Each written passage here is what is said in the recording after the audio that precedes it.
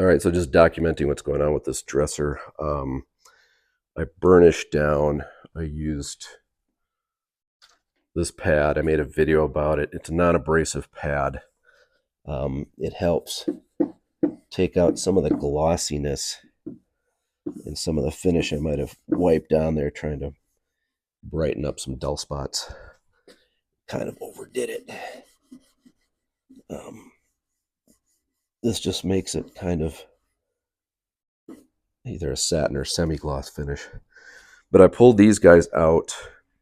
I'm going to pull all of them out, and what I'm going to do is I'm going to wax the guides there, and then the rails in here. I do need to tighten that guy up. I'll just do it right now. Sorry if I'm moving too much. I've got a stubby screwdriver, and I'm going to gently see if this just wants to go back into place.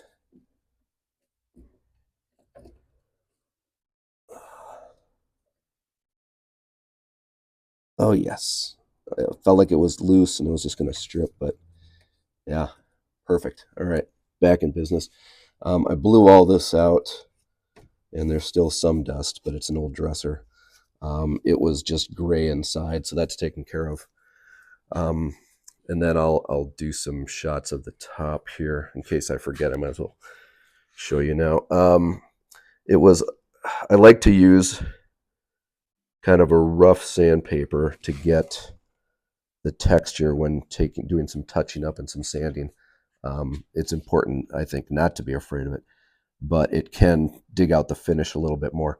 But as you build up the clear coats, that goes away. And honestly, yeah, it's not 100%. I didn't spend a lot of time finishing it. I did in about 45 minutes. And so I'm trading a little bit of quality for speed. But another thing I'll just show you live here, or while I've got you, is this is another secret weapon here. These are Festool sanding pads. They're sponges with abrasive on the other side. And actually what works really well is to, in a pinch, if you're sanding and you don't have a microfiber cloth or a way to pick it up, I stay away from tack claws. A finishing expert recommended that if the tack claws leave behind little boogers. But if you had good luck with them, stick with it. But if you're sanding and you're trying to get the dust off, you can use the sponge side is pretty good at picking up the dust. If you maybe collect the bulk of it with, say, something like a clean rag.